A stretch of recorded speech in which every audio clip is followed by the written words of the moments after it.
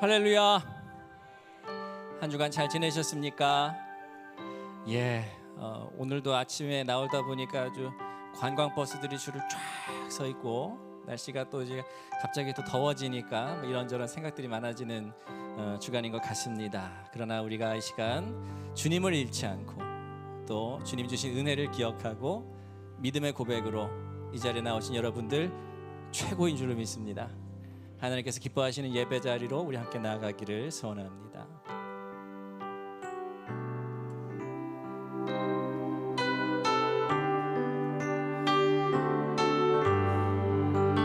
나의 영원하신 기억 생명보다 귀하다. 나의 갈 길 다가도록 나와 동행하소서. 주께로 가까이 주께로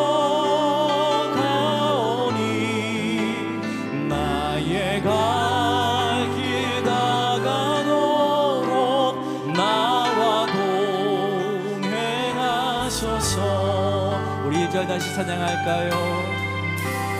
나의 영원하신 기억 생명보다 귀하다. 나의 갈 길 다가도록 나와 동행하소서. 주께로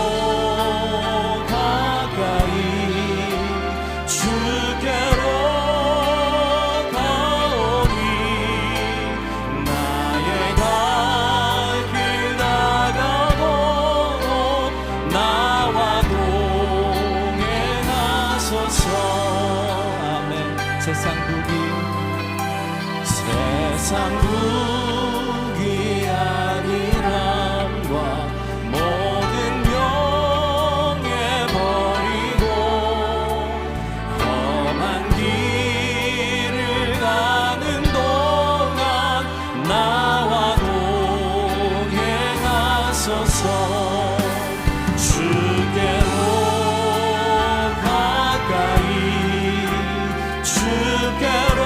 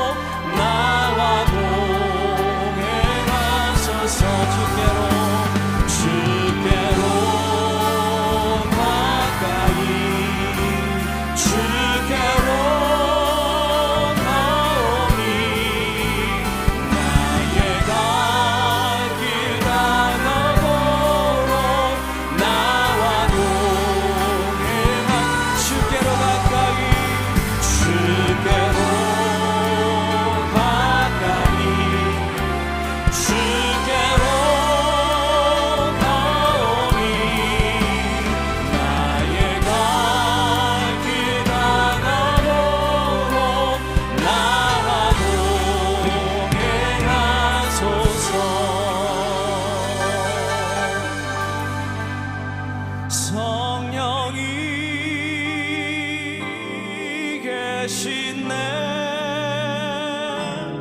할렐루야 함께 하시네. 좁은 길을 걸으며 밤낮 기뻐하는 것 주의 영이 함께 함이라. 함께 고백할까요? 성령이 우리와 함께 계시네. 아멘. 할렐루야 함께 하시네. 좁은 길을 걸으며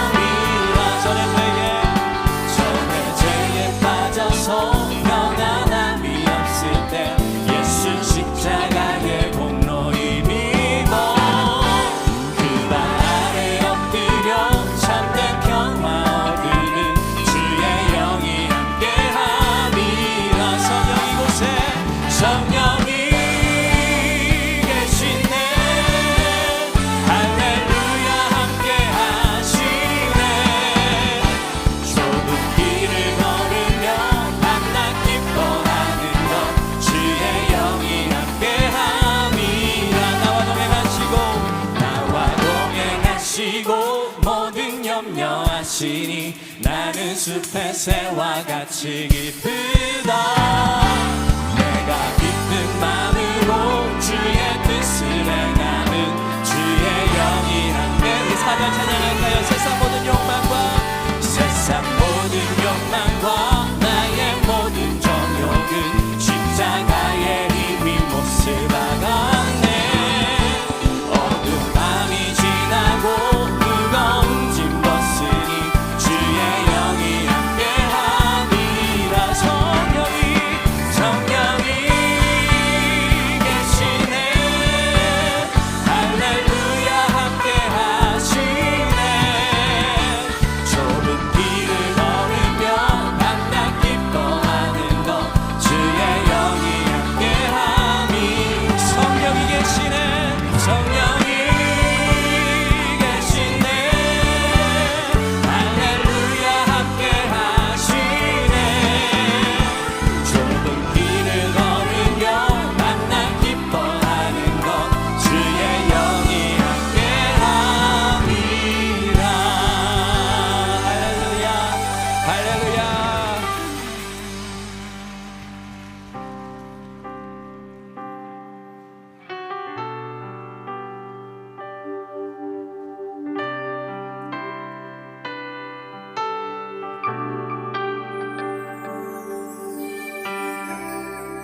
모든 상황 속에서 주를 찬양할지라. 주는 너의 큰 상급,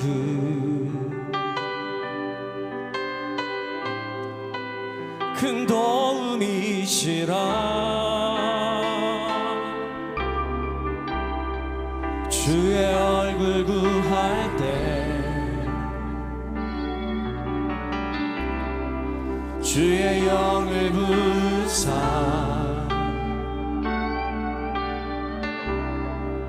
크신 사랑 안에서 주를 보게 하소서. 내 영혼이 확정되고 확정되어 싸우니 믿음의 눈 들어 주를 바라봅니다. 내 영혼이 확정되고 확정되어 싸우니 믿음의 눈 들어 주를 바라봅니다. 모든 상황 속에서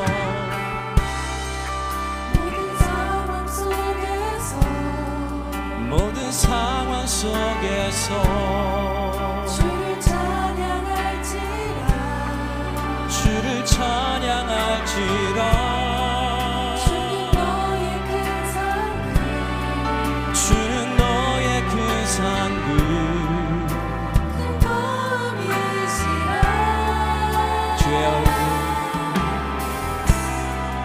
주의 얼굴 구할 때 주의 영을 부사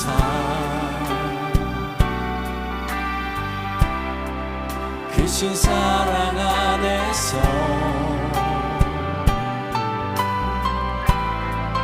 주를 보게 하소서. 우리의 영혼의 고백으로 나아갑시다. 내 영혼이 확정되었사오니 내 영혼이 확정되고 확정되었사오니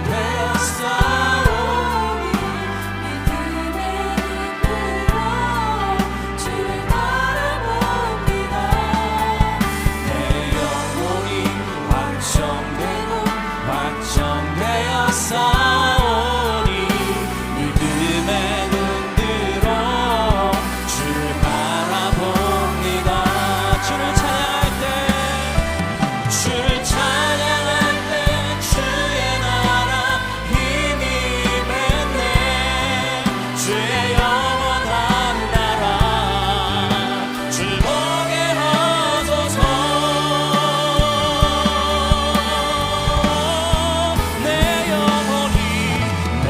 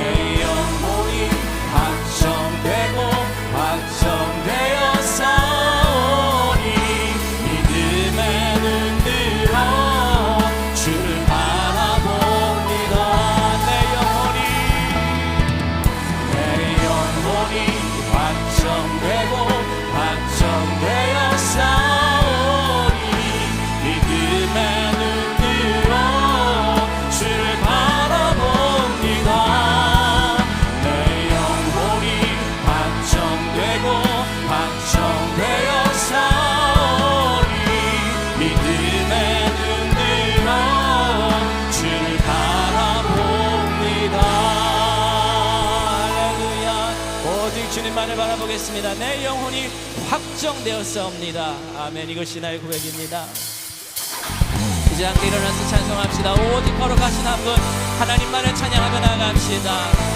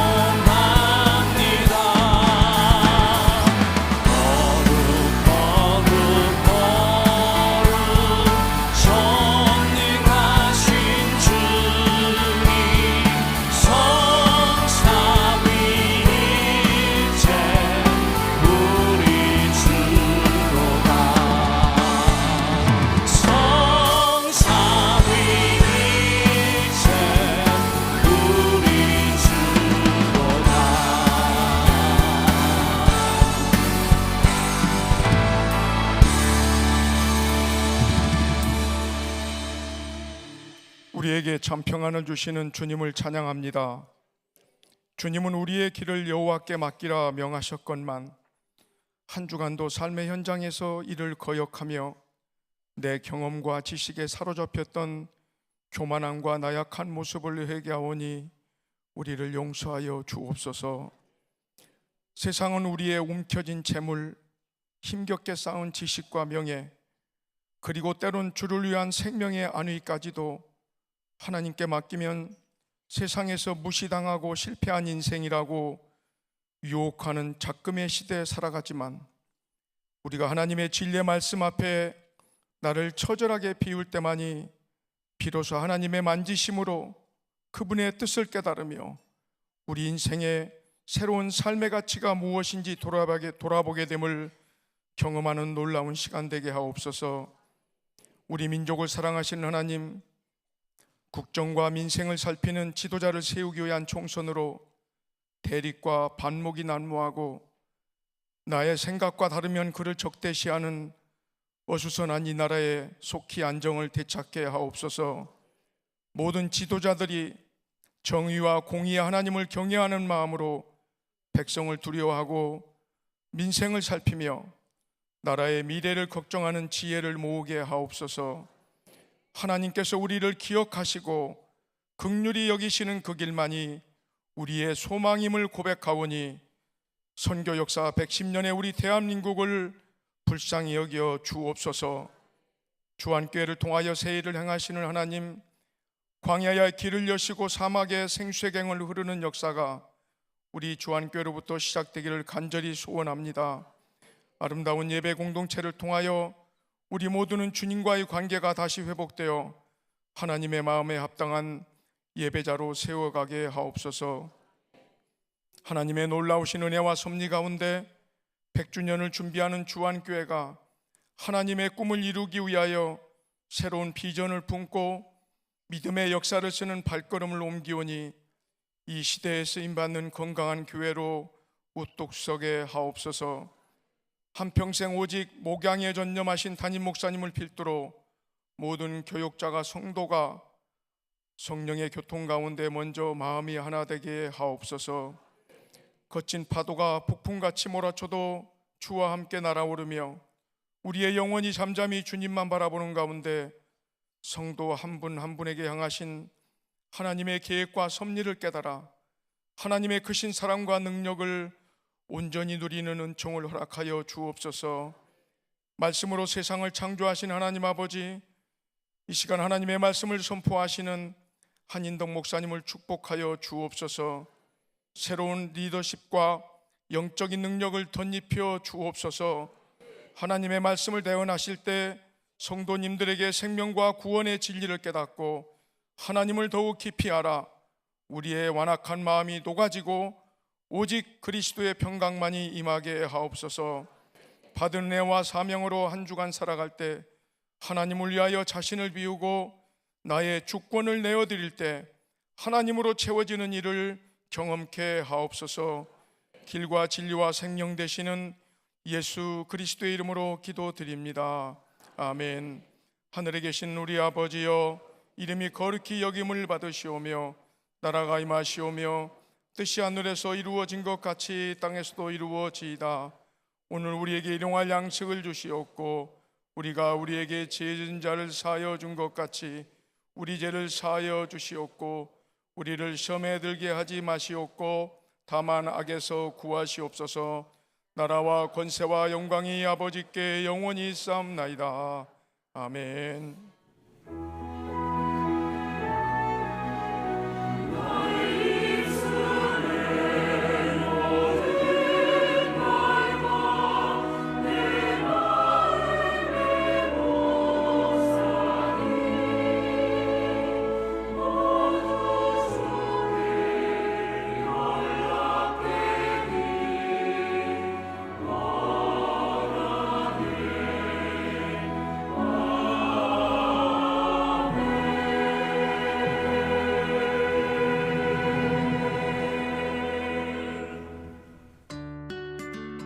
함께 지어져가는 주안교회 성도 여러분 안녕하세요. 4월 14일 교회 소식 전해드립니다. 다가오는 수요 예배는 버가모 구역 주관으로 드려집니다. 새가족 수료식이 오늘 3부 예배 후 믿음실에서 거행됩니다. 새가족분들 주 안에서 축복합니다. 1사분기 회계 보고는 오늘까지 교회 사무실로 제출 부탁드립니다. 필리핀 한감독신학대학원 제12회 졸업식이 16일 화요일 오전 9시에 열립니다. 앞으로 이어질 거룩한 사역을 위하여 그리고 내일 새벽 출발하는 방문팀의 안전한 여정을 위하여 기도 부탁드립니다. 5월 13일에 출발하는 성지순례팀 사전 설명회가 21일 주일 3부 예배 후 믿음실에서 있습니다. 신청하신 분들께서는 꼭 참석해 주시길 바랍니다. 감람이라는 식물을 아시나요? 네, 바로 우리가 잘 알고 있는 올리브를 뜻합니다. 2024년 국제성서박물관이 올리브 지중해의 젖 기획전시를 28일부터 시작합니다. 인천광역시의 등록사립박물관 활성화 지원 사업으로 진행되는 이번 전시는 올리브와 관련된 다양한 유물을 소개할 예정인데요. 성경 그리고 성경의 문화를 이해하는 데 빠질 수 없는 올리브를 통하여 많은 배움이 있는 전시회를 기대하며 기도해 주시길 바랍니다. 매월 셋째 주 토요일 드려지는 이음공동체 열린 예배는 4월 20일 토요일 오후 5시 엠브리지 501호에서 드려집니다. 은혜의 시간 나누시길 바랍니다. 더불어 가정의 달 5월을 맞아 이음 공동체 가족 체육대회를 준비 중인데요. 5월 4일 토요일 오전 10시 신나는 체육대회 기대해 주세요. 찬양으로 하나님께 더욱 다가가는 마리아, 임마누엘, 가브리엘 성가대원을 모집합니다. 예비 성가대원분들의 많은 관심과 동참 부탁드립니다. 선교회보 주안 보모, 로비에 비치되어 있으니 나눔 가운데 활용하시길 바랍니다. 이번 주 혼인잔치 소식입니다. 엠마오 구역 이진희 권사와 정상진 권사의 장녀 정예헌 양의 결혼식이 20일 토요일 오후 5시 부평 역사 쇼핑몰 벨라루치 웨딩홀에서 열립니다. 따뜻한 봄날처럼 축복 가득한 인사 나눠주시길 바랍니다. 무지개 물고기와 함께 바닷속 여행이 펼쳐집니다. 세계적 베스트셀러 그림 동화를 원작으로 한 어린이 뮤지컬이죠. 무지개 물고기가 우리 교회에 찾아옵니다. 27일 토요일 오전 11시와 오후 2시 대예배실에서 만나실 수 있는데요. 전석 무료로 초대하오니 이웃 주민분들과 함께 무지개 물고기의 신나는 콘서트 뮤지컬에 함께해 주시길 바랍니다. 감사합니다. 지난 한 주간 영원한 안식에 들어가신 분이 있으셔서 소식을 나눕니다. 안디옥 구역 선우문경 권사의 모친께서 지난 7일 주일에 영원한 하나님 품에 안기셨습니다. 미처 위로의 인사 나누지 못하신 분들 예배 후에 인사 나누시기 바랍니다. 오늘 이 시간 우리 교회 처음 나오신 분들이 계셔서 소개해드립니다. 이름을 불러드릴 때 가능하시다면 잠시 일어서 주시기 바라겠습니다. 조순희 성도께서 김영철님 인도하셨는데 어디 계신가요? 네, 버가모구역 공선영 권사께서 오늘 네 분 인도하셨는데요. 황행현님, 김미수님, 김춘희님, 송영학님 네 분 인도하셨습니다. 우리 이렇게 박수로 환영하도록 하겠습니다. 네, 환영합니다. 네, 자리에 앉으셔도 좋습니다. 네, 앞으로 우리 주안교회에서 행복한 신앙생활 이어가시기를 바라겠습니다. 이 시간에는 오늘 새로 우리 교회에 부임하는 목사님을 소개해드립니다. 박인환 목사님이시고요. 박인환 목사님은 2019년 중부연회에서 안수를 받은 이후로 파주와 부평 지역 그리고 CTS 기독교 텔레비전에서 사역했으며 앞으로 우리 교회에서 가나안, 나사렛, 버가모 구역을 담당하게 되었습니다. 가족으로는 임두나 사모, 딸 박하임 양이 있습니다. 우리 모두 큰 박수로 환영해 주시기 바랍니다.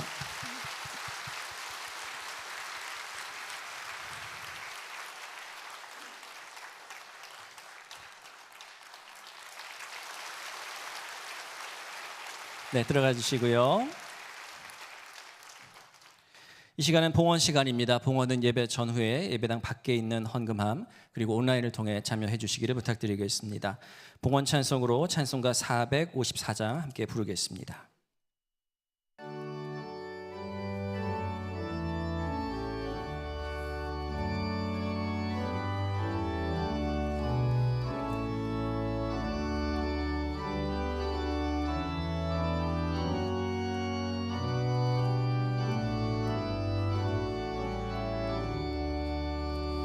주와 같이 되기를 내가 항상 원하니 온유하고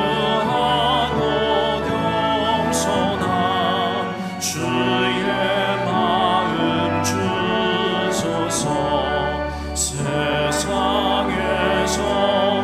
우리가 나그네로 있을 때 주의 형상 닮아서 살아가게 하소서. 비록 작은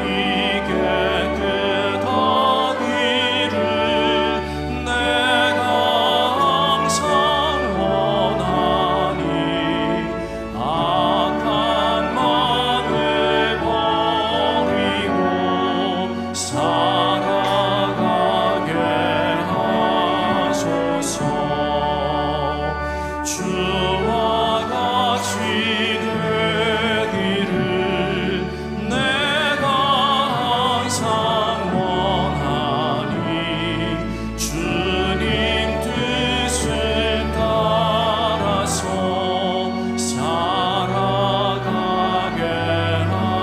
하소서.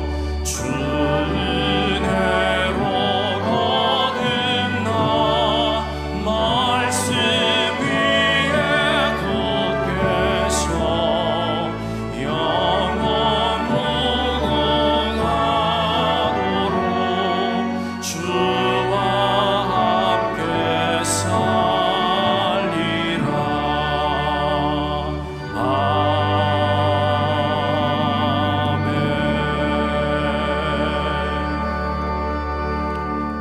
김목자 성도 새가족 수료 감사원금 드리셨습니다. 기도하겠습니다. 우리의 삶의 주인 되시며 선한 목자가 되시는 주님 감사합니다. 그 은혜로 오늘도 우리가 예배의 자리에 서 있음을 고백하며 날마다 주어진 저희들의 삶의 자리에서 그리스도 예수의 증인으로 복의 통로되는 삶을 살아갈 수 있도록 주님 인도하여 주옵소서. 이 시간 만물의 주인 되신 하나님께서 저희 삶에 베풀어 주신 은혜를 기억하며 감사의 예물을 구별하여 올려드립니다. 여러 가지 어렵고 힘든 삶의 여건 속에서도 하나님의 것을 구별하여 드리고 또한 여러 가지 제목으로 감사하며 주께 드리는 손길을 기억하여 주시고 약속하신 주의 은혜와 복으로 날마다 풍성한 삶을 살도록 축복하여 주시옵소서. 특별히 포도원 교회 건축을 위해 헌신하는 자들을 기억하시고 저희들을 통해 일하시는 하나님을 경험케 하여 주옵소서. 이 시간 드려진 예물이 하나님의 나라와 영광을 위해 바르게 사용되게 하시고 생명을 살리는 역사가 일어나게 하여 주시옵소서. 새롭게 시작되는 한 주간도 하나님께서 친히 인도하심을 기억하며 크고 작은 일들과 예상치 못한 어려움이 있어도 그 일로 인해 저희들을 더욱 다듬으시고 빚어가시는 하나님의 손길을 기억하며 순종으로 거룩한 변화를 이루어가도록 주님 우리를 도와주시옵소서. 모든 것 감사드리며 우리 주 예수 그리스도의 이름으로 봉헌기도 드리옵나이다. 아멘.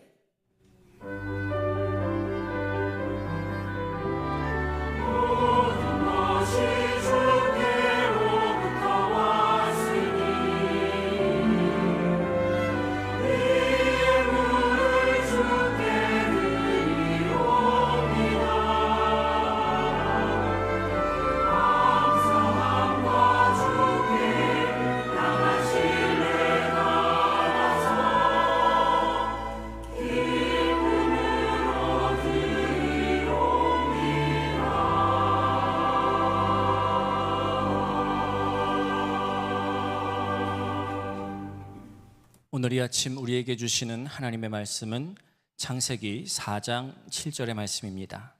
제가 가진 성경으로 구약 5페이지에 있습니다. 창세기 4장 7절의 말씀 제가 봉독합니다. 내가 선을 행하면 어찌 낯을 들지 못하겠느냐? 선을 행하지 아니하면 죄가 문에 엎드려 있느니라. 죄가 너를 원하나 너는 죄를 다스릴지니라. 아멘.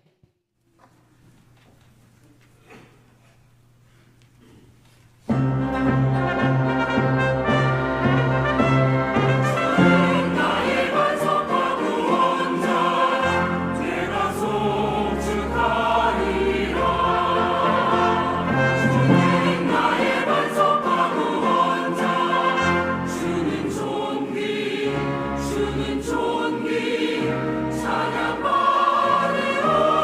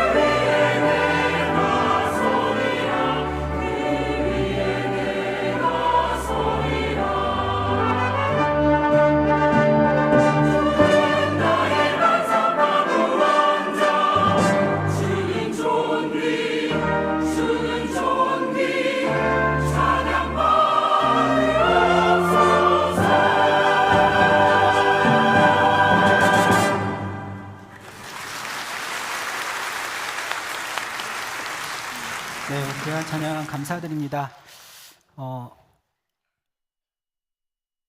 하나 더 소개할 일이 있어서 제가 이제는 좀 앞에 설 때 넥타이 색깔 그렇게 신경 쓰지 않고 설 수 있어서 참 다행이라 생각을 했어요.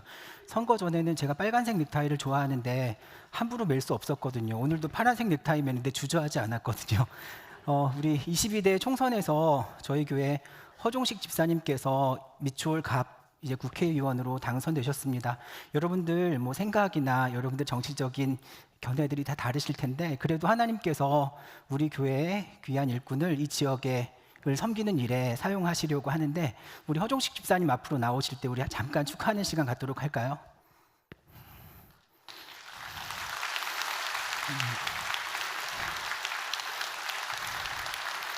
자, 잘하시다라고 박수 보내드리시길 바랍니다. 네, 감사합니다. 감사합니다. 이제 지역사회를 위해서 4년 동안 이 일을 감당하시게 되는데 여러분 한 마음으로 우리 집사님을 위해서 우리 지역사회를 위해서 함께 기도해 주시기를 부탁드리겠습니다. 우리 오늘 태국의 윤광섭 선교사님도 함께 예배 드리시게 되는 잠깐 일어나서 인사하실 때 우리 환영의 박수 보내드리겠습니다. 네, 감사합니다. 자, 우리 앞뒤 좌우에 계신 분들과 인사하실 때 반갑습니다. 잘 오셨습니다. 인사하실까요? 네. 혹시 이렇게 인사하는데 내 옆에 있는 사람은 나를 그렇게 반가워하지 않고 이렇게 굳은 표정으로 인사하더라 하는 분 있으셨습니까? 내 옆에 있는 사람 아무래도 화가 난 것 같다. 오늘 분노에 대한 말씀을 함께 나눠보려고 해요. 분노를 어떻게 정의할까? 내면의 거절감과 상처가 만든 아픔을 타인에게 쏟는 게 분노래요. 그럼 저는 이게 딱 생각이 났거든요. 콜라요. 막 이렇게 흔들면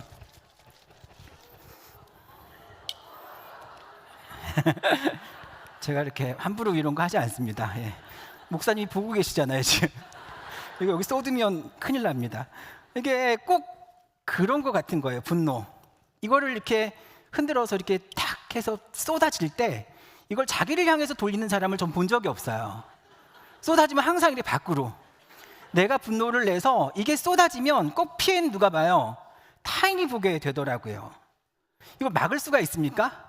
뭐 이렇게 하기도 하는데 그걸 막히지가 않아요. 이걸 어떻게 컨트롤할 수가 없고 그냥 남에게 다 고스란히 피해를 주는 것이죠. 이건 이따가 끝날 때 제가 한번 터뜨리도록 하겠습니다. 이렇게 내 안에 분노가 가득할 때 어떻게 해야 이 분노를 가지고 다른 사람에게 피해를 주지 않을 수 있을까? 여러분 화날 때 많이 있으시죠? 없으세요? 여러분 화가 나면 그 화를 어떻게 푸세요? 애들 잡으세요? 남편 힘들게 하세요? 오늘 이 분노의 감정을 우리가 어떻게 해결할 수 있는지 한번 생각해 보고자 합니다. 성경에 분노의 감정이 처음 등장하는 곳은 바로 창세기 4장입니다. 그리고 이 창세기 4장에 인류 최초의 살인사건이 등장을 해요. 그런데 그게 분노의 감정으로 비롯되잖아요. 한 가지 더 기억할 게 있어요. 그게 어떤 행위를 통해서요? 제사, 예배 현장에서 이 일이 발생한다는 겁니다. 우리 2절에서 5절 말씀, 창세기 4장 2절에서 5절 말씀을 우리 천천히 한번 같이 읽어볼게요. 시작. 그가 또 가인의 아우 아벨을 낳았는데 아벨은 양치는 자였고 가인은 농사하는 자였더라. 세월이 지난 후에 가인은 땅의 소산으로 제물을 삼아 여호와께 드렸고 아벨은 자기도 양의 첫 새끼와 그 기름으로 드렸더니 여호와께서 아벨과 그의 제물은 받으셨으나 가인과 그의 제물은 받지 아니하신지라.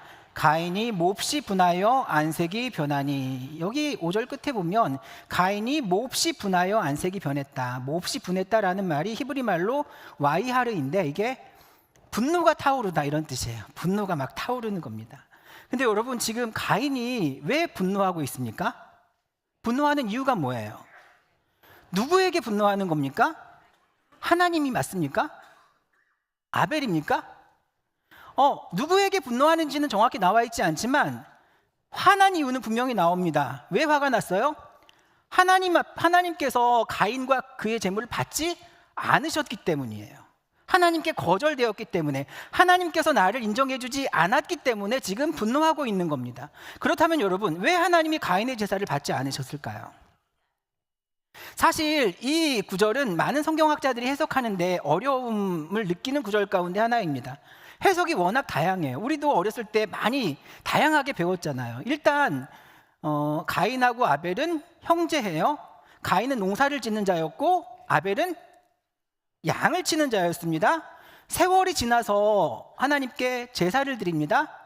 가인은 자신이 지은 농산물을 가지고 제물을 올렸고 아벨은 자기가 키운 양의 첫 새끼를 가지고 하나님께 제물로 드립니다. 그런데 하나님께서 아벨의 제사만 받고 가인의 제사는 받지 않으셨죠. 그렇죠? 왜 안 받으셨습니까? 그 설명이 창세기에 쭉 나와 있으면 좋겠는데 그 설명은 나와 있죠. 왜 안 받으셨는지는 기록하고 있지 않아요. 그래서 학자들이 여기에 대해서 하나님은 피의 제사를 기뻐하시는 분이니까 농산물로 지은 제사는 받지 않으셨다, 이렇게 말씀하시는 분도 계세요. 그런데 그건 틀린 말이죠. 하나님께서 이스라엘 백성이 출애굽한 이후에 제사에 대해서 알려주시는데 레위기에 보면 돈이 많은 사람은 소나 양으로 제사를 드려도 되고 돈이 없으면 비둘기나 곡식으로 제사를 드려도 되잖아요. 그리고 또 어떤 분들은 이게 아벨은 구별해서 드렸다는 거예요. 양의 첫 새끼니까 제일 좋은 거를 드렸다는 거예요. 근데 가인은 그 첫 새끼 뭐 그런 표현이 없으니까 그냥 자기가 가지고 있는 것 중에 아무거나 드렸기 때문에 하나님이 안 받으셨다. 여러분 그렇게 배우셨어요? 네. 그렇게 우리가 이해하는 분들도 많이 계세요. 근데 이것은 그렇게 주장하는 분들의 생각일 뿐이지 정확한 성경의 의도는 아니라고 생각을 합니다. 여러분 제사가 뭡니까? 가인과 아벨이 왜 제사 드렸습니까? 성경에 보면 여기 하나님께서 제사를 드려라, 제사를 드리지 말아라 명령하신 적도 없어요. 근데 그들이 드리는 거예요. 세월이 지나서 드리는 제사는 감사의 제사거든요. 수확물로 드리는 제사잖아요. 그러니까 그 제사에는 예배자의 어떤 마음이 포함되어 있는 겁니까? 우리에게 먹을 것을 주시는 분은 하나님이시라는 거예요. 하나님께서 우리의 공급자가 되신다는 겁니다. 우리의 창조주가 되시고 우리의 주인이 되시고 하나님께서 은혜를 주셨기 때문에 내가 곡식의 수확을 얻을 수 있었고 양을 잘 키울 수가 있었습니다 라는 것을 인정하고 드리는 제사라는 겁니다. 아벨이 그걸 인정했다는 거예요. 이 짐승을 낳아서 기르게 하셨고 이것을 주신 분이 하나님이셨습니다. 이 고백. 그러니까 창세기에는 왜 가인의 제사를 받지 않으셨는지 아벨의 제사를 받았는지 이유가 나오지 않지만 히브리서 11장 4절에 보면 그 이유를 알 수가 있어요. 믿음으로 아벨은 가인보다 더 나은 제사를 하나님께 드림으로 의로운 자라 하시는 증거를 얻었으니, 하나님이 재물 때문에 그 제사를 받고 안 받으시고 하시는 게 아니라 하나님은 뭘 보신다고요? 믿음을 보신다고요. 믿음. 그러니까 더 나은 제사는 믿음의 제사이다, 이 말을 하고 있는 것이거든요. 그러면 여러분 생각해 보세요. 믿음은 사람이 가질 수 있는 겁니까? 재물이 가질 수 있는 겁니까? 사람이 가질 수 있는 거잖아요. 그러니까 이런 이해를 가지고 창세기 4장 4절에서 5절 말씀을 보시면 이래요. 이런 구절이 있어요. 여호와께서 아벨과 그의 제물은 받으셨으나 가인과 그의 제물은 받지 않으셨다. 뭐가 먼저 나와요? 사람이 먼저 나와요. 그 다음에 제물인 거예요. 아벨과 그의 제물, 가인과 그의 제물. 이건 이 말씀을 쓴 자의 의도가 너무 분명해요. 제물과 사람은 분리되지 않는다는 거예요. 그렇죠? 그러니까 사람은 제물을 드렸습니다. 곡식을 드리고 양을 드렸어요. 그리고 하나님은 받으셨어요. 뭘 받으셨어요? 사람을 받으시고 제물을 받으신 거예요. 여러분, 지금 우리가 예배를 드리고 있어요. 이 예배의 주인공은 누구예요? 하나님 맞습니까? 네, 하나님 맞죠? 예배자가 아니에요. 그러면 우리는 받으시는 하나님이 기뻐하실 만한 예배를 드려야 되는 거예요. 그렇죠? 그럼 하나님은 우리가 이 시간에 어떤 마음을 가지고 예배를 드리기를 원하실까? 네. 그리고 우리가 하나님께 나와서 제물을 드려요. 제물을 드릴 때에도 어떤 분들이 그거 물어보시는 분들 정말 많으세요. 11조 드릴 때 매출의 11조를 드리는 거냐, 아니면 수익의 11조를 드리는 거냐, 아니면 내가 부모님이 11조를 먼저 띄었는데 나는 그 용돈 받고 사는데 거기서도 11조를 떼야 되냐, 뭐 이런 거 물어보시는 분이 계신데 그건 여러분 아무렇게나 해도 상관이 없어요. 그런데 중요한 건 뭐예요? 거기에 그 사람의 믿음의 고백이 담겨 있는가가 중요한 거예요. 하나님은 그 고백 받으시는 거예요. 그러니까 내 삶의 주인이, 이 예배를 통해서 우리가 고백드려야 하는 그 내용이 뭔가 하면 내 삶의 주인이 하나님이십니다. 예물을 드릴 때에도 나는 비록 이 정도 작은 것 구별하여 드리지만 이것에 내 신앙과 내 고백을, 내 중심을 온전히 담아서 주님 앞에 드립니다. 이 고백이 담겨지지 않는 예배나 예물은 아무 소용이 없는 거예요. 그러니까 가인의 제물이 곡식이어서 받으시고 아벨의 제물이 고기여서 받으신 게 아니라는 겁니다. 제물보다 제물을 준비하는 과정, 그러니까 예배자의 정성, 예배자의 마음, 예배자의 삶, 예배자의 우선순위, 삶의 고백과 믿음, 이것이 그 행위 안에 담겼는가, 그 제물 안에 담겨져 있는가, 그것을 세밀하게 보고 하나님이 판단하셨어요. 그 기준에 아벨은 통과한 거고 가인은 통과하지 못한 거죠. 4절 5절에 여기 받으셨다라는 표현이 있잖아요. 받으셨다라는 말이 줘서 받았다, 이게 아니에요. 받았다라는 말의 히브리 원어가 샤인데요. 이 샤라는 말이 주의 깊게 살펴보신다 뜻이에요. 주의 깊게 살펴보시고 인정하신다. 대충 보시지 않아요, 하나님이. 여러분 적당하게 여기 그럴듯한 예배자의 모습으로 앉아있다고 절대 하나님 속지 않으세요. 하나님은 주의 깊게 우리를 지켜보고 계신다니까요. 우리의 모든 행위를 하나님 보신다니까요.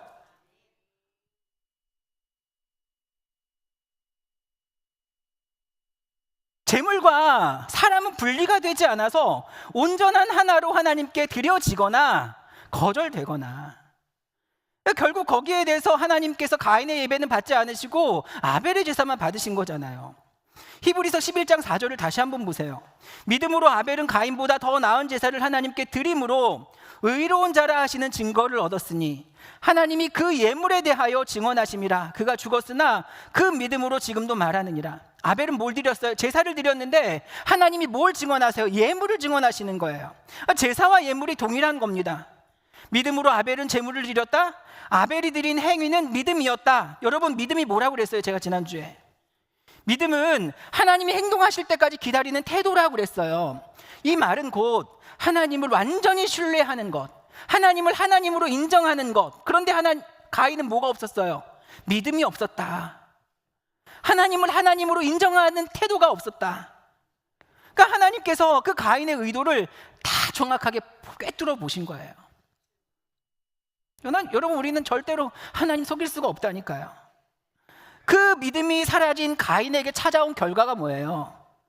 가인이 몹시 분하여 안색이 변하니.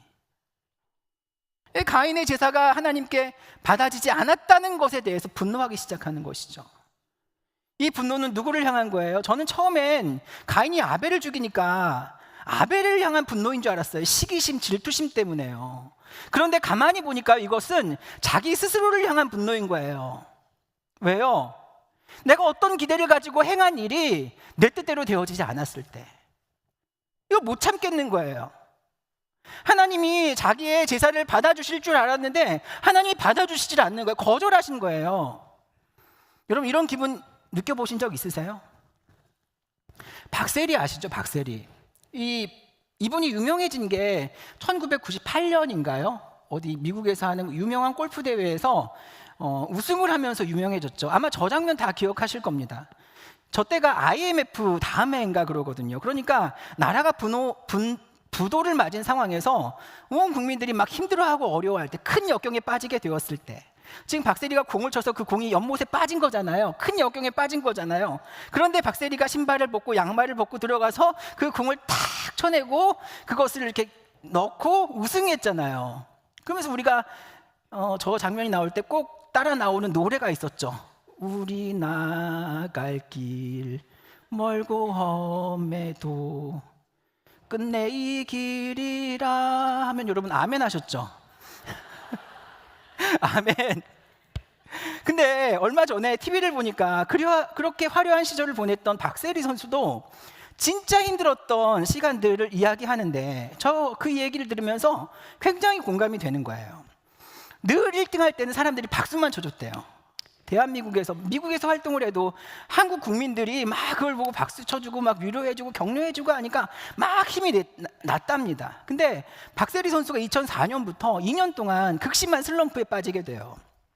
그때는 막 예선 탈락도 하고 막 성적도 안 나오고 하니까 대회도 막 거르기도 하고, 박세리 선수는 그걸 막 극복하기 위해 엄청나게 노력했답니다. 그래서 힘들게 3등을 한 거예요. 여러분, 세계적인 선수들과 겨루어서 3등 한 거면 잘한 겁니까? 잘못한 겁니까? 반에서 3등해도 잔치하잖아요. 근데 세계에서 3등 했는데 이거 잘한 거잖아요. 엄청 잘한 거잖아요. 그런데 그 다음날에 신문기사가 어떻게 나왔는가 하면 박세리 선수 부진 이러면서 남자친구랑 연애한다고 운동에 집중하지 못한다. 이제 돈 많이 벌었다고 옛날처럼 뭐 정신력이 약간 뭐 이런 기사가 막 이제 뜨고 사람들이 그렇게 비판하기 시작하니까 막 사람들이 오히려 막 화를 내더래요. 왜 사람들이 화를 내요? 박세리는 당연히 1등인데 박세리가 1등 못하고 3등 하니까 1등 기대를 갖고 있는데 3등밖에 못하니까 사람들이 막 분을 내는 거예요. 근데 정작 분을 내야 될 사람들은 누구예요? 박세리가 화나야 되는 거잖아요. 그 슬럼프가 더 힘들었던 게 자기는 진짜 열심히 했대요. 초등학교 6학년부터 운동을 시작한 이후로 새벽 2시 이전에 자본 적이 없대요. 맨날 운동한다고. 그 슬럼프 때는 그것보다 더 열심히 했대요. 그런데도 이제 자꾸 성적이 안 나오니까 나도 죽겠는데, 그 박세리가 이런 말을 하는 거예요. 사람들이 왜 자신이 이렇게 힘들어하는 거에는 전혀 관심이 없다고. 그리고 그런 사람들의 모습을 보니까 나도 화가 나고 좌절감이 생기고 분노가 생기고 정말 힘든 시간을 자기가 보냈다고. 기대와 현실이 다른 거죠. 여러분 혹시 거절당해 본 적 있으세요? 당해본 적 있으세요?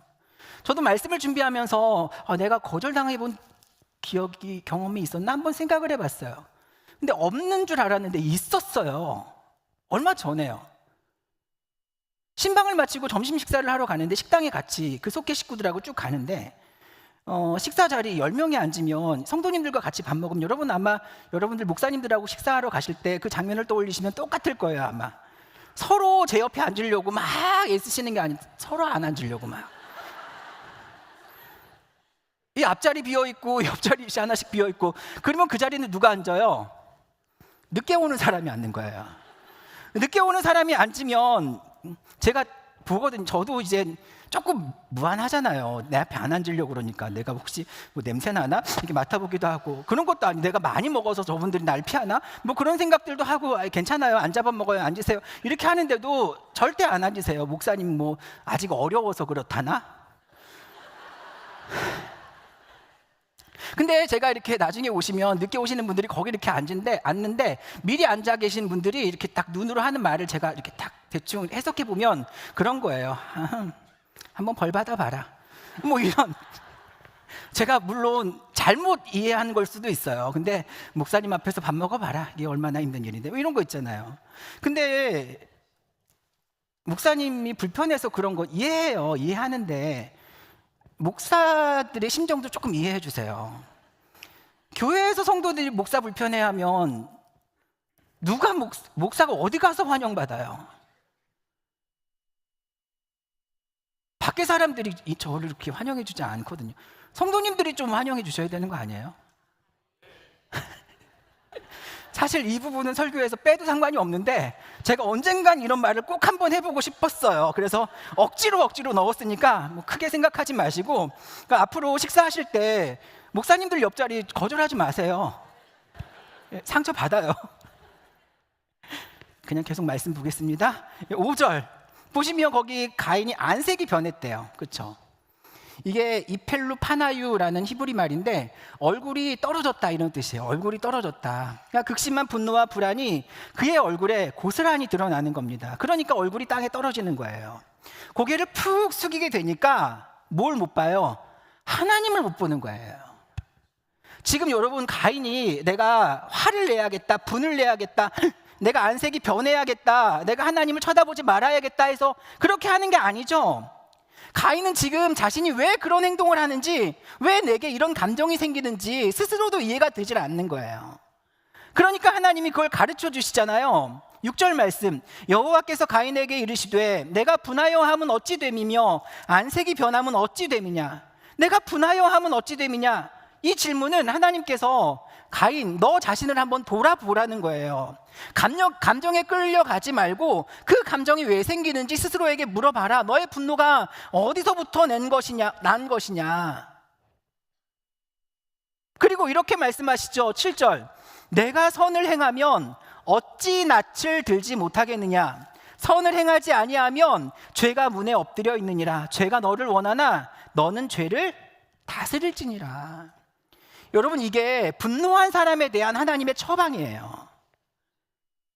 선을 행하면, 내가 선을 행하면과 선을 행하지 아니하면의 길을 제시하시죠. 가인이 지금 너무 화가 나 있습니다. 그래서 얼굴을 땅에 이렇게 박고 있는 거예요. 하나님께서 뭐라고 말씀하세요? 고개를 들 수 있도록 선을 행하라 말씀하시죠. 선을 행한다라는 말에 여러분 무슨 뜻이 있을까요? 착한 일을 하라는 거예요. 선을 행한다는 말은요, 이게 히브리 말로 임테티브라는 말인데요. 그 선이라는 말이요, 하나님이라는 말로 대체가 가능해요. 선은 하나님이에요. 그렇죠?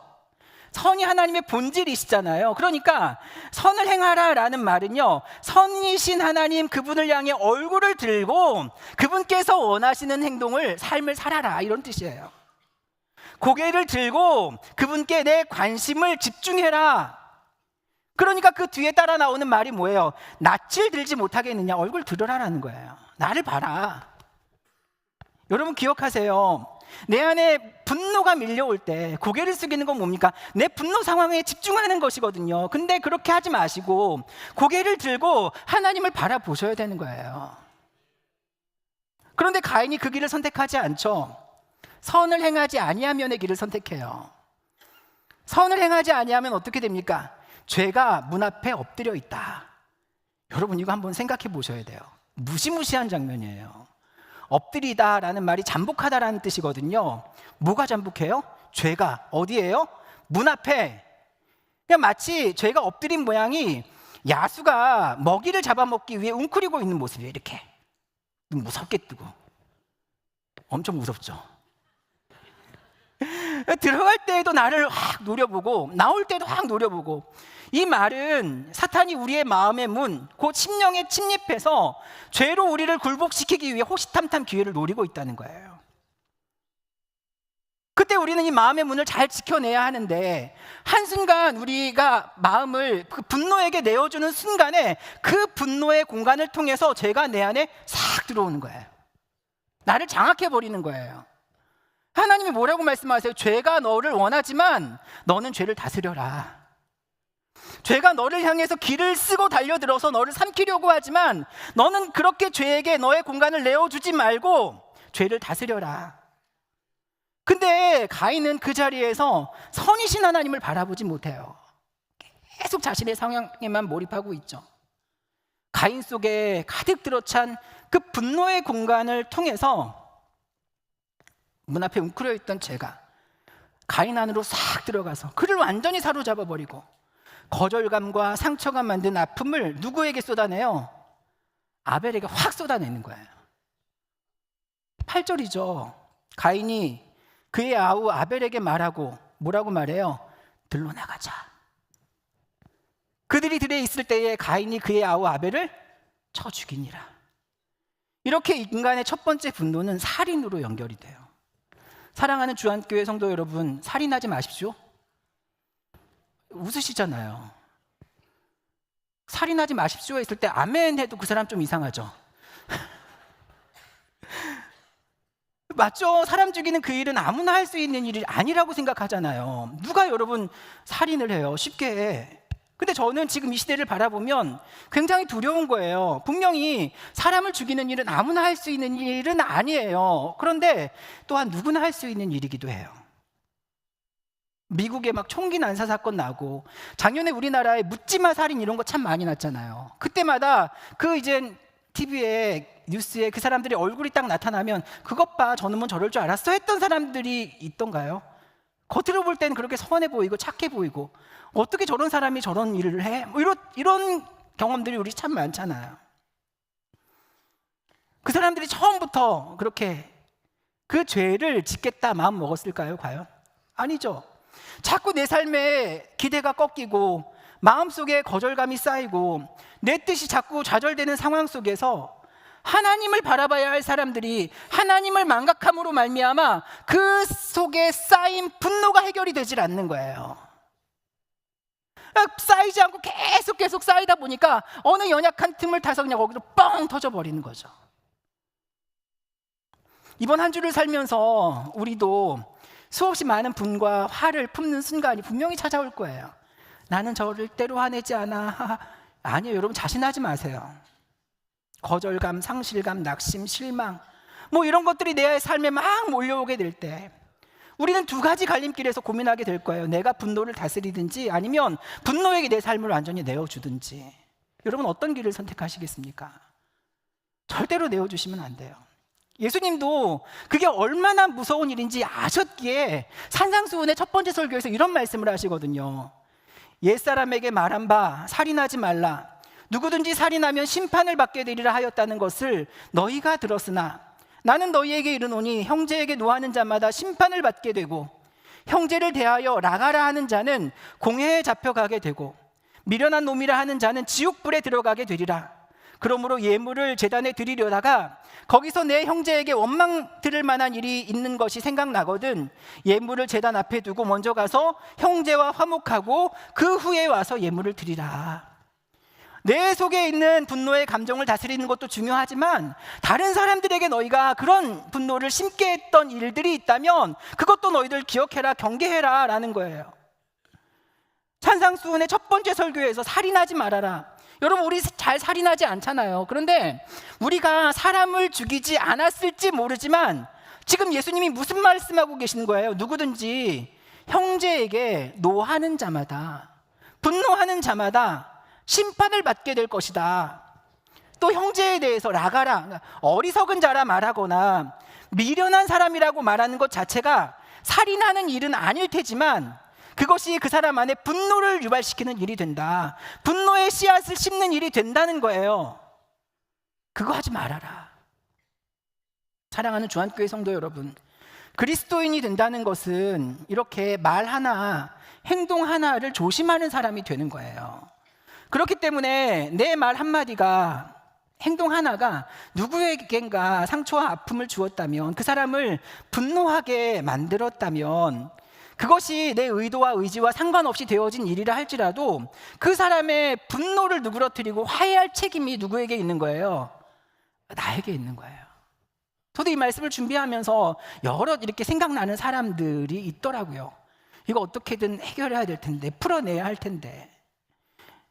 그리고 나서 하나님께 나와서 예배하라고 하시는 거 아닙니까? 저는 우리 주안교회 11시 이 예배가 참 너무 귀해요. 너무 귀하고 너무 멋있는, 너무 하나님께서 흡족해 하실 만한 예배라고 저는 믿어요. 그런데 한편 두렵기도 한 것이요, 이 예배를 받으시는 하나님, 우리 스스로 만족하는 거 말고요, 이 예배의 주인이 되시는 하나님께서도 과연 우리의 예배를 기뻐 받으실까? 혹시 이 자리에 분노를 가지고 나와서 예배하는 자가 혹시 있지 않을까? 누군가를 분노하게 하고 누군가를 화나게 하고 누군가의 마음에 큰 상처를 안겨두고 나서 아무렇지도 않게 그 사람은 전혀 신경도 쓰지 않은 채로 하나님만 바라보겠다고 하면서 경건한 자세로 예배드리는 사람이 혹시는 있지는 않을까? 우리가 이렇게 분노를 가지고, 아니면 우리가 그렇게 분노 유발자가 되어서 예배하고 있는데 그 예배를 하나님께서 과연 기뻐 받으실까? 이걸 해결해야 하는데, 여러분 이걸 해결해야 하는데 우리가 이거 어떻게 해결할 수 있을까요? 내 안에 분노가 차오를 때마다 누군가에게 내가 말로써 행동으로써 상처 주거나 화를 심어준 일이 있다면 우리는 오늘 우리가 함께 읽은 창세기 4장 7절의 말씀을 기억해야 하는 거예요. 내가 선을 행하면 어찌 낯을 들지 못하겠느냐? 어찌 낯을 들지 못하겠느냐? 주님 바라보면 더 이상 우리는 땅을 쳐다보지 않게 될 거예요. 여러분 아멘 맞습니까? 우리 주님은 샤의 하나님이라고 했잖아요. 우리를 받으시는 하나님, 우리의 삶을 면밀하게 지켜보시는 하나님. 왜 우리를 지켜보세요, 여러분? 니들 잘하나 보자. 볼 거야. 그래서 여러분 우리를 면밀히 지켜보시는 겁니까? 아니죠. 우리를 사랑하시기 때문에 우리를 도우시기 위해서 우리를 면밀히 지켜보시는 하나님이시거든요. 신앙생활은요, 여러분 절대 우리 혼자 할 수 있는 게 아니에요. 나 혼자 하는 게 아니에요. 주님과 함께 하는 거예요. 제가 요즘에 입버릇처럼 하는 찬양이 있어요. 숨을 한번 쉬고 나면 자연스럽게 이 찬양이 연결이 될 정도로. 세월 지나갈수록 의지할 것뿐일세. 무슨 일을 당해도 예수 의지합니다. 여러분, 신앙이 연수가 늘어나고 신앙이 성숙해져 간다는 건 이쯤 되면 내가 괜찮은 그리스도인이구나, 내가 웬만큼 맷집을 가진 성도구나 라는 그 고백을 하는 존재가 되는 것이 아니고, 신앙이 성숙하다는 건 여전히 나는 하나님의 도우심이 절대적으로 필요한 존재구나라는 것을 날마다 잊지 않는 거예요. 나는 하나님의 은혜가 없이는 살아갈 수 없는 존재이구나. 나는 내 마음속에 있는 이 감정 하나조차 내 뜻대로 의지대로 다스릴 수 없는 연약한 존재이구나. 나는 이렇게 쓰임받을 만한 존재가 아닌 불능한 존재인데, 이렇게 연약해도 부족해도 하나님 붙드시고 다루시고 나를 사용하시는구나. 그 감사가 끊어지지 않는 것이죠. 이걸 매 순간 깨닫는 게 바로 성숙한 신앙인의 증거예요. 말씀 맺겠습니다. 사랑하는 성도 여러분, 더욱더 성령 의지하시고 내 삶에 분노가 밀려올 때 하나님만 바라보시고, 여러분 우리는 한눈팔 겨를이 없어요. 자꾸 주님 의지해야 합니다. 그리고 주시는 마음에 순종하는 거예요. 내 안에 분노가 가득 들어차게 되었을 때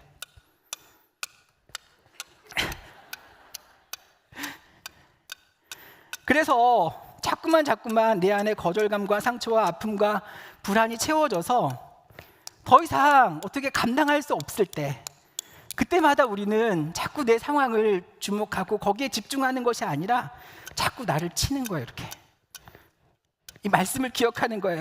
내가 선을 행하면 어찌 낯을 들지 못하겠느냐. 선을 행하지 아니하면 죄가 문에 엎드려 있느니라. 죄가 너를 원하지만 너는 죄를 다스릴지니라. 내 옆에 있는 사람이 그렇게 분을 내고 힘들어하고, 그리고 그 분을 컨트롤할 수 없어서 어찌할 수 없을 때 계속 여러분들이 이 말씀으로 옆을 쳐주시는 거예요. 이렇게 내가 선을 행하면 어찌 낯을 들지 못하겠느냐. 선을 행하지 아니하면 죄가 문에 엎드려져 있느니라. 죄가 너를 원하나 너는 죄를 다스릴지니라. 제가 1부 예배 때도 했었고 1부 예배 때는 용기가 없어서 못 터뜨렸고, 2부 예배 때는 전에 연습을 2번 하고 이렇게 치면 이게 없어진대요. 그래서 이렇게 치고 쳐주는, 계속 이 말씀을 기억하게 하는 거예요. 자, 이쯤 됐을까요? 자, 이 말씀을 기억하고, 주여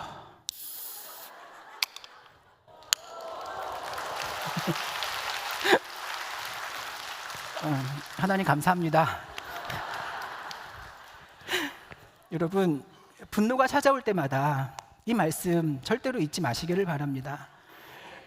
그 상황을 향해서 자꾸 주목하고 거기에 집중하지 마시고, 선을 행하라 말씀하시는 주님의 얼굴을 바라보시면서 그분께서 우리에게 말씀하시는 대로, 지시하시는 대로 순종하는 삶을 살아가십시오. 여러분들의 삶을 통해서 주님 크신 영광 받아주실 것이고, 여러분들의 예배, 우리가 드리는 이 예배가 정말로 주님께서 기뻐하시는 산 제사, 하나님 영광 받으시는 귀한 예배가 될 줄로 믿습니다. 이번 한 주 동안에도 여러분 속에 있는 모든 불안함과 화와 낙심과 분노를 이기시는 여러분 모두가 되기를 주님의 이름으로 간절히 축원합니다. 기도하겠습니다.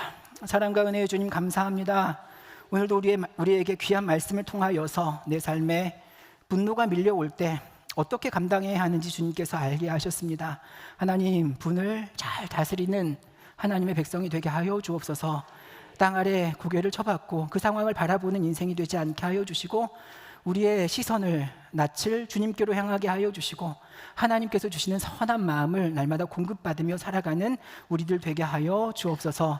분노가 찾아올 때마다 말씀을 통하여서 하나님의 선한 승리를 선포하는 그리스도인들이 되어지기를 소원하오니, 우리의 삶의 모든 자리마다 하나님의 거룩한 흔적을 남기는 우리 주 안의 모든 성도들 되게 하여 주옵소서.